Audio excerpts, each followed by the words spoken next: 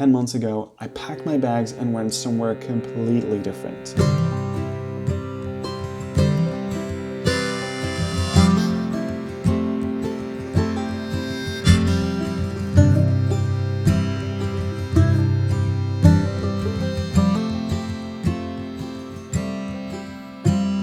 Shipwreck in the dark, far from the harbor.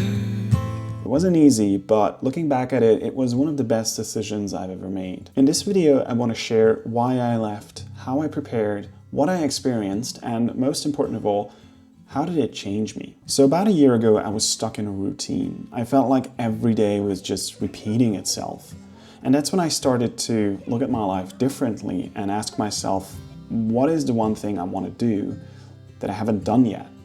And one thing I have been putting off all the time was just going somewhere else for a while and live in a different country with a different language, with a different culture, and just experience a whole new and different life. And I remember very clearly that when I started to think about it, I was filled with anxiety because I didn't know where to start.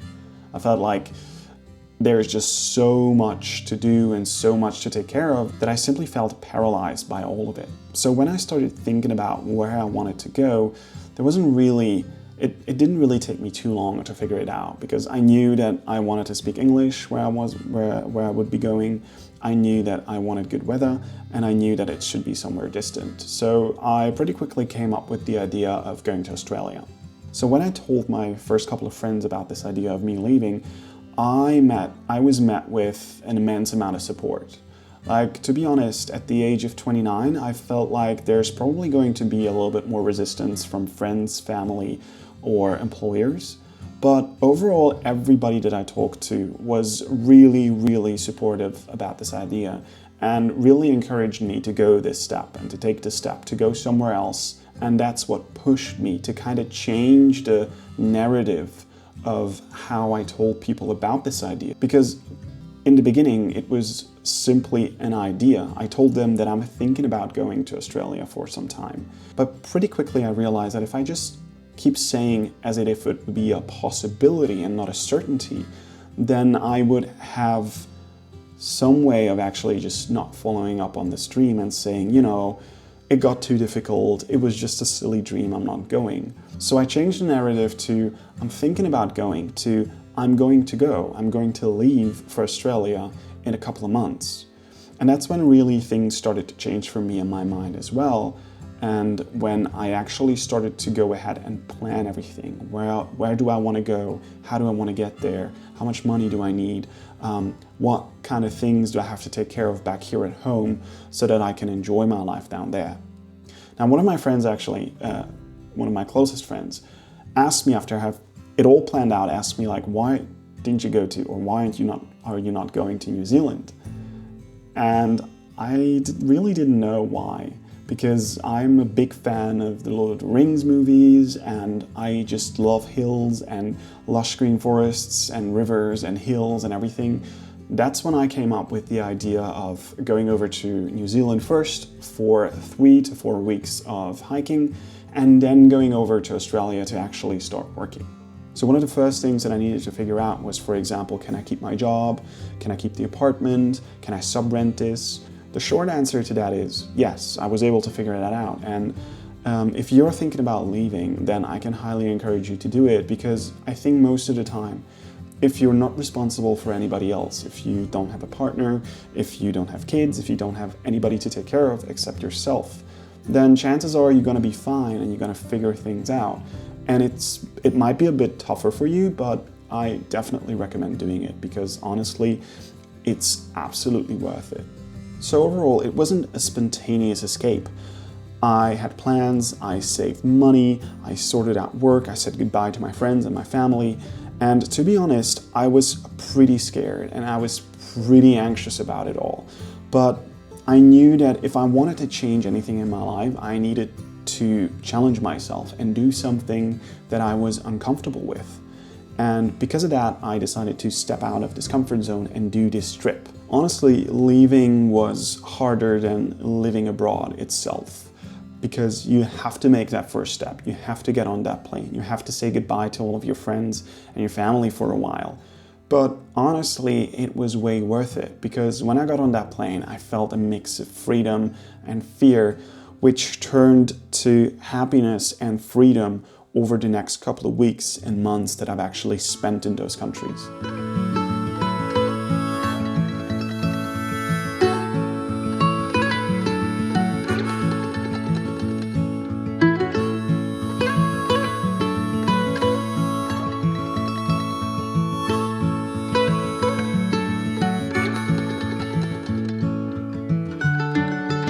So first of all, as I said, I went to New Zealand, where I went on the Milford Track, which is a 3.5-day hike, roughly about 60 kilometers long, and it was just the best hike that I ever did in my life. The scenery was gorgeous, the people were amazing, a lot of them actually became my friends, and just, you know, being outside in nature, having that fresh, crisp mountain air, being cut off from technology and social media and everything was really refreshing, and it was exactly what I needed at that point. So after hiking on the Milford Track for about 3.5 days, I ended up in Queenstown, where I spent a couple of days to kind of recover and relax before heading off on my long hiking trail from Queenstown to Christchurch. So I was in New Zealand at the beginning or middle of November, which is pretty much the end of spring. And obviously there is going to be a lot of snow that is melting from the mountains and then flowing into the creeks and rivers, which I didn't really account for when I was planning my trip. So on the very first day that I headed off from Queenstown to my first day of hiking, I realized that I had about 16 river crossings on that first day alone. And after the third river crossing, I actually had to turn around. After around about 6 to 7 hours of hiking, I had to turn back because the water was just unpredictable. I didn't know how deep it was. I couldn't tell how strong the current was. It looked pretty strong. So unfortunately, I had to turn around and go back to Queenstown. Now that was when I was hit with one of the worst colds that I've had. I'm pretty sure it was COVID, but you know, it could be a regular cold simply from overexhaustion or something similar. But in the end, I had to actually go up to Lake Tekapo with a bus, where I met up some of my friends that I met on the Milford Track.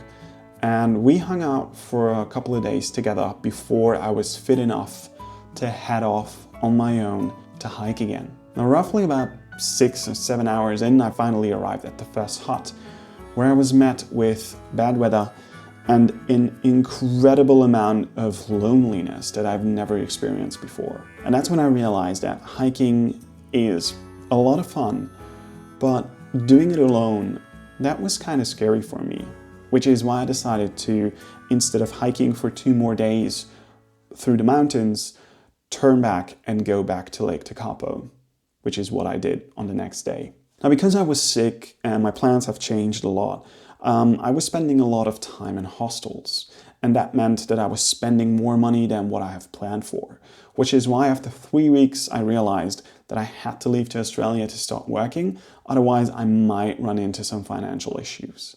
So I decided to go up to Christchurch, spend a couple of days there, and then fly over to Perth, Western Australia, to actually start working, looking for a job as a barista, and start working, making some money so I can relax a bit.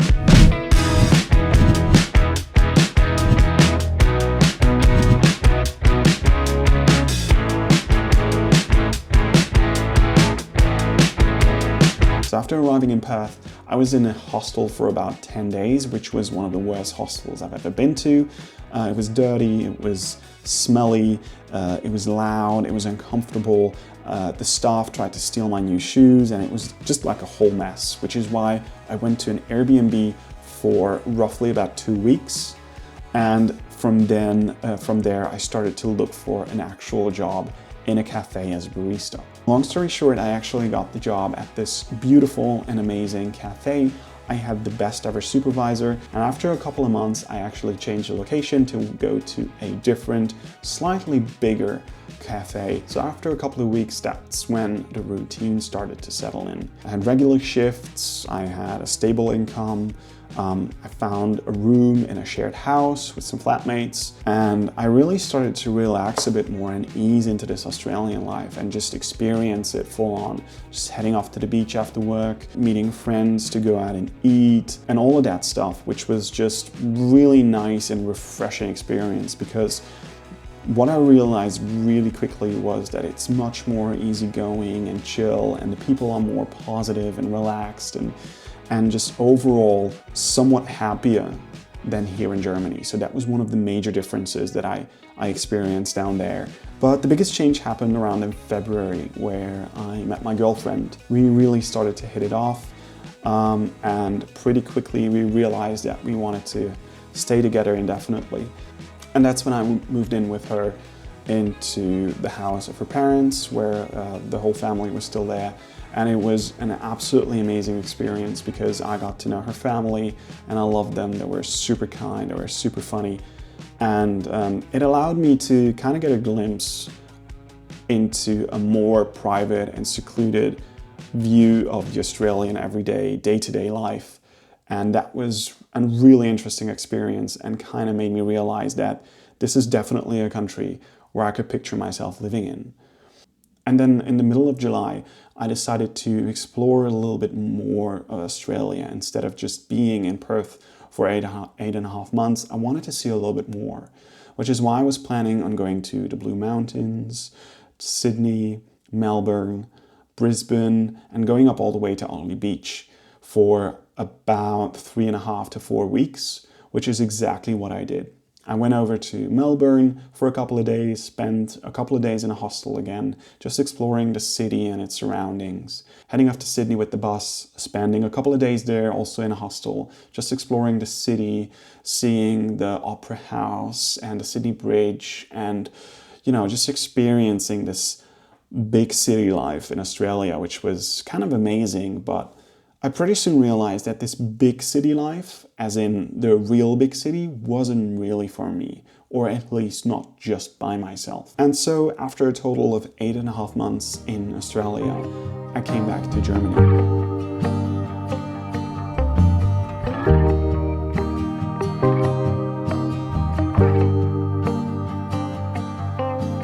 Free flowing, sailing with the wind.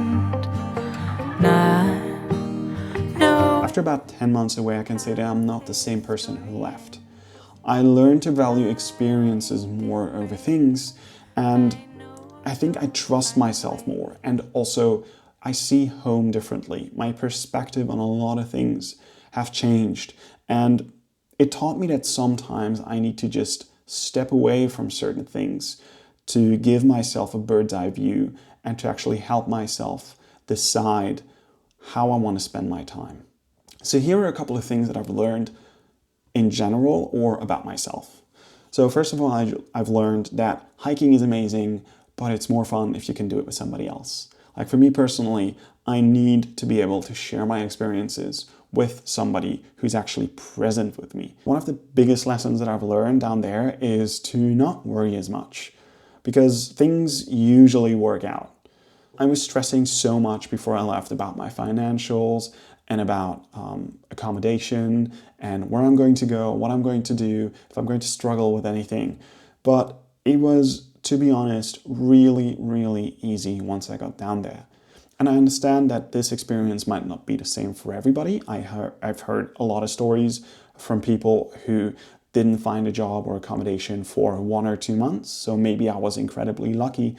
But even so, if you keep at it and if you keep your head in the game, there shouldn't be any issues. And it's going to be fine. There's so many people out there who've done the same thing and who may have less experience, less money, or just generally, a bit more lost. Chances are you're going to make it work, and chances are things are going to work out. I also realized that I love nature more than big cities. I've spent my last 12 years here in Germany in a big city called Hamburg, and I realized that being in a smaller city or spending more time out in nature is just generally something that makes me more happy and which I'm more satisfied with overall.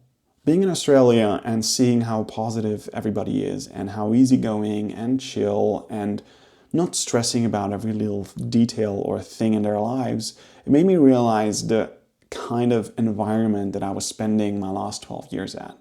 I don't want to talk bad about Germany, but I can't deny that there is definitely a certain amount of negativity that is just present, like overall wherever you go. It made me realize that the problem is actually here, where I'm living. On that regards, I kind of felt that when I was here in Germany, the life I was living, the system I was living in felt like the status quo, like it's the most normal thing ever. And when I got down to Australia and New Zealand, it made me realize that the different system that they have is also working, and that is their status quo.